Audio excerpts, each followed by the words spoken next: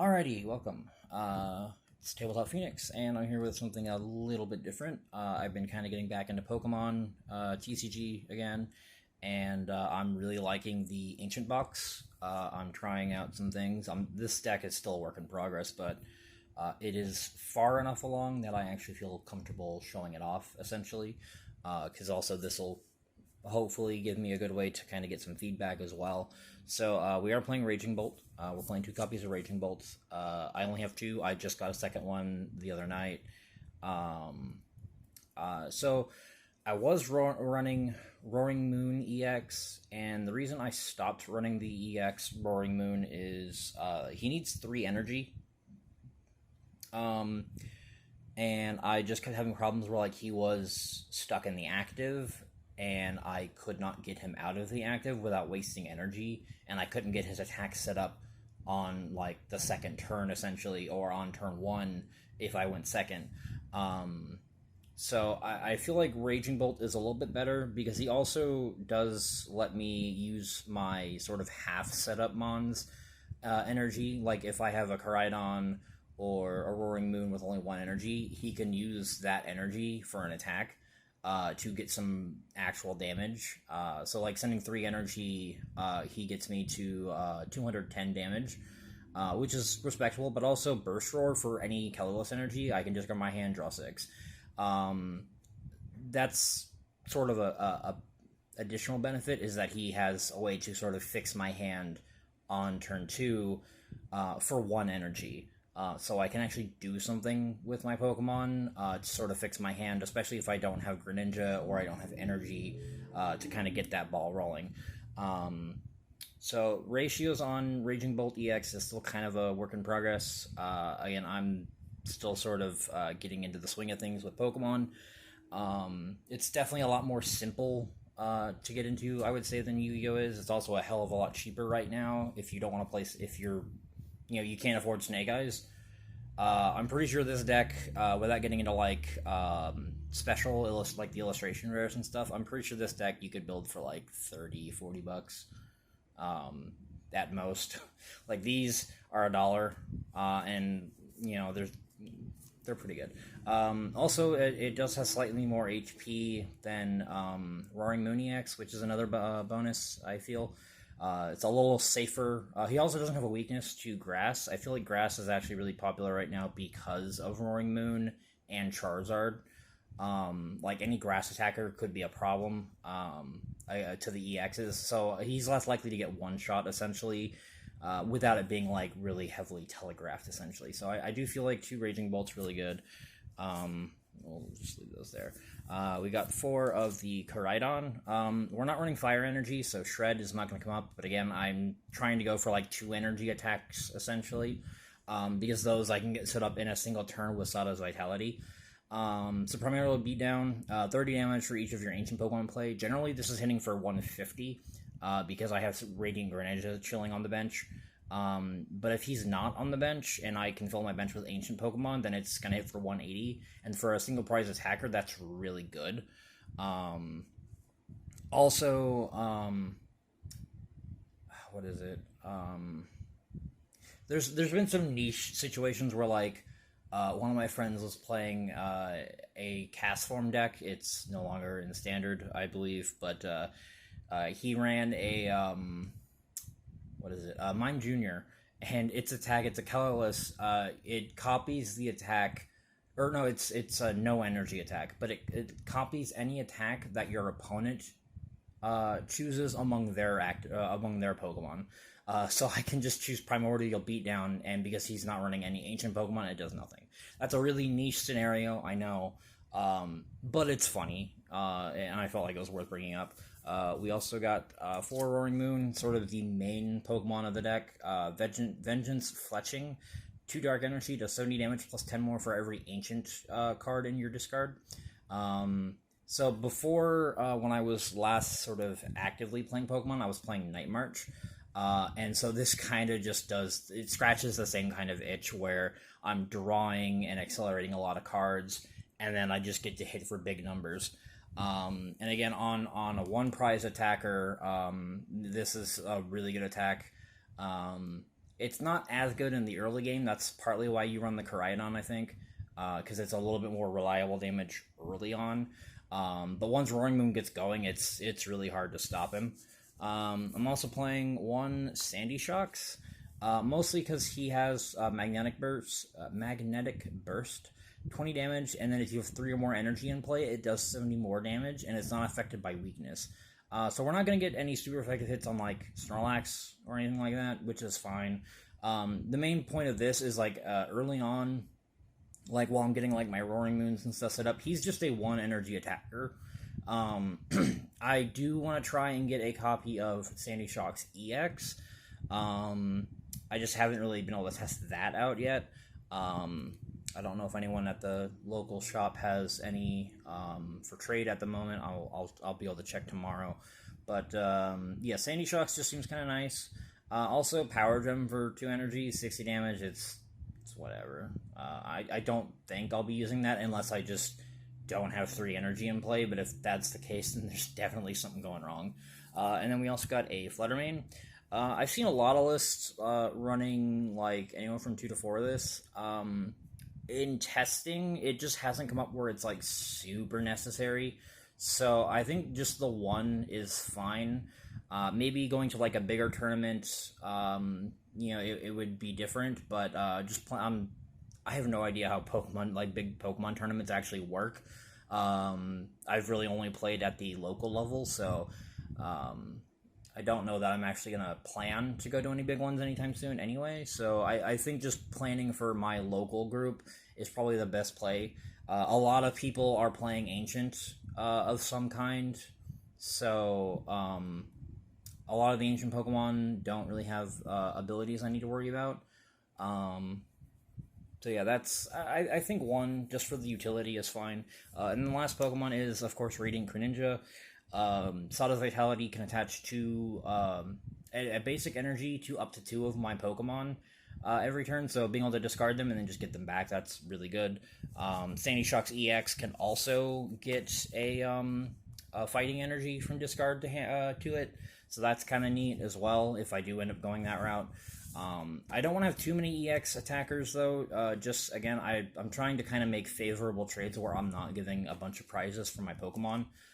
So that's also kind of why I've been hesitant to do any of the EX stuff in here. We'll just leave that there. So for item cards, we got a Palpad. This lets us recycle Sawdust Vitality. It's super important for the deck, so I've actually debated putting this to 2, but I feel like space is actually like really tight. We've got a Super Rod. Recycle our attackers and or energy, depending on the situation. Like, if I really need to just attach one from hand, and I've got, like, an Earthen Vessel, I can put back some energy, and then I can just discard a card and get 2 to hand, so that's really nice. The one Heavy Ball, I mean, do I need to explain Heavy Ball? It gets, like, the one-ofs, like, I can get Radiant Greninja out of prize, I can get, like, a Raging Bolt if he's stuck there, just gets me whatever I'm missing. Lost Vacuum,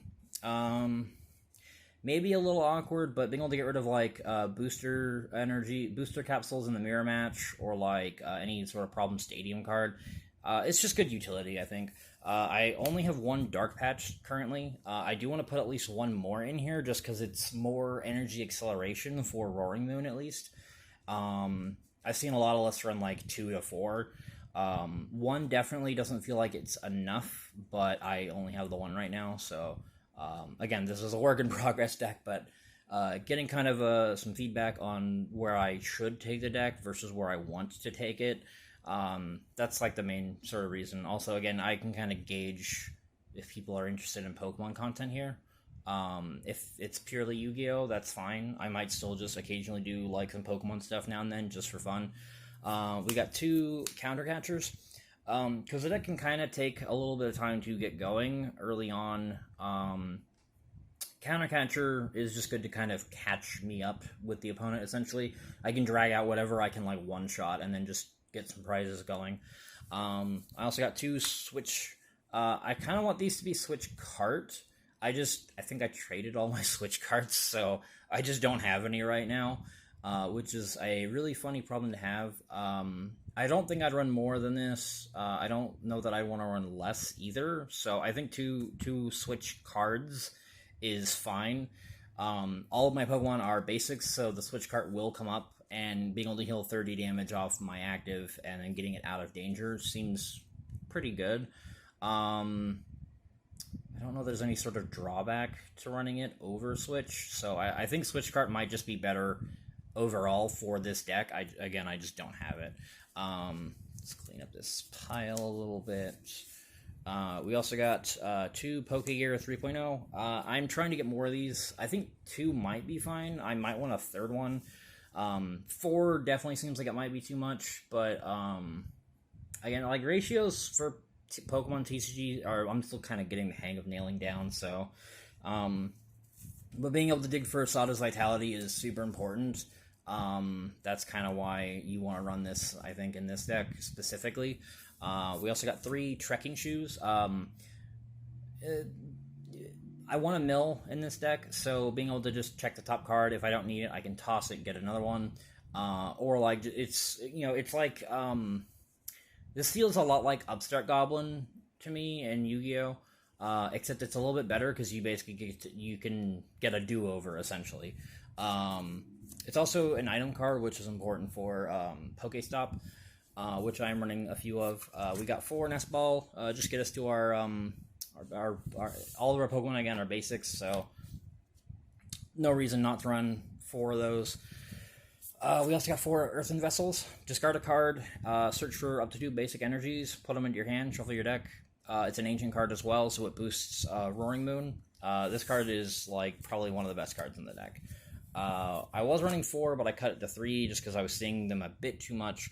Pokestop lets us mill 3, and then we get any discarded item cards back to our hand. So again, like, all of these are item cards. So, like, a good chunk of our deck is just going to be free value.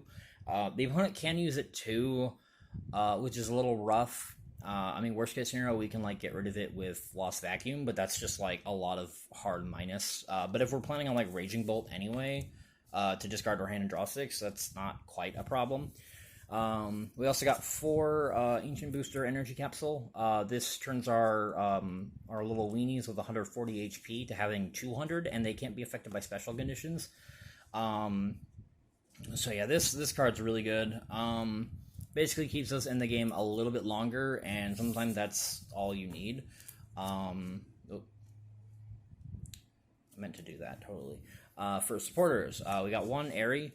I'm trying this out. So this deck's kind of weird with supporters, because I really want the supporter for each turn to be Sada's Vitality, but I don't always have Sada's Vitality. I don't always have the energy in discard to set it up properly. So having something like this, that like early game or even like mid to late game, like just at any point in the game, I can just check my opponent's hand and then get rid of 2 items. I think that's what it does.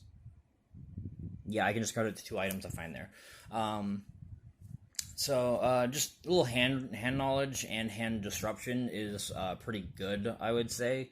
I'm seeing a lot of lists running like even 2 copies. So I feel like 1 just as a little flavor tech, just to deal with like some of the more annoying matchups might be good. Also, like denying your opponent access to like switches before you start hitting their Pokemon, that seems really good too. We got 4 Sada's Vitality. I have a 4th one of these from a friend. I just don't have it on me, so I've been proxying the one for now. But yeah, Sada's Vitality is like the most important card in the deck. It's draw and energy acceleration, and it's also again an ancient card, so it works towards Roaring Moon's damage output. Card is ridiculous. If there was, if I could run more, I would. Explorer's Guidance. So if we don't need to Sada's Vitality, this is sort of the next best thing. It can also dig for Sada's Vitality. You check top 6, put 2 into your hand, and discard the others. Again, and it's another ancient card. So yeah, it's just really good. It's not as good as Sada's Vitality, but it's still pretty good. Just kind of got to be careful about decking yourself out. Multiple games I've been on like less than 5 cards like every time I win. So, well, every time the game ends, even if I don't win, I'm still like 10 or less cards in deck basically every game. So for energies, we got 2 fighting.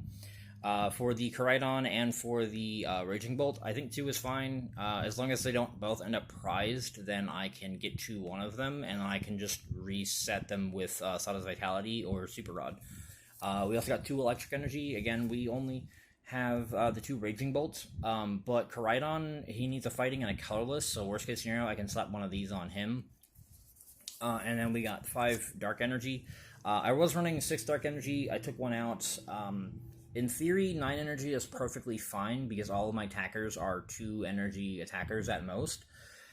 It's a little iffy, yeah, especially with prized cards. Oh, excuse me. But I've run other decks with less energy and I've been fine. So again, as long as like I don't get too much stuck in the prizes, then I'm fine. I can still attack with anything theoretically. So yeah, that is the deck. If you have any suggestions, if I'm doing something completely wrong and I just don't know about it, let me know. If you'd like to see more Pokemon content, that's also something I can do. Especially since I've kind of been on a break for Yu-Gi-Oh! After my Playing Yu-Gi-Oh! Properly thing kind of died at regionals. Again, I'm mainly waiting for that. I'm mainly waiting for Legacy of Destruction spoilers to kind of gauge whether it's feasible for me to continue with like U-Bell or anything else really, or if I should just start from scratch again, or do something else entirely. Because I do have my invite for nationals, so I do want to try and get to that. It's really just a matter of funding, like affording the plane tickets, because I need to fly probably, and then also like hotel costs, everything. So yeah, like sort of doing progress on like kind of deck testing and like what I'm feeling comfortable with. I can do that sort of thing, sort of like prepping for nationals essentially. Because I would love to go to Worlds. I think most people would, for competitive play. And like if I find out that there's like a big Pokemon tournament, I might try and hit that up because again, I've never been to one and it sounds fun. I am enjoying things with this right now, so I wouldn't mind giving it a try and seeing how it goes. But otherwise, yeah, that's going to do it for this, I think. If you enjoyed the video and you want to see more, like and subscribe and all that other good stuff. And I will see you in the next one. Have a wonderful, wonderful day. Or, don't. It's your choice.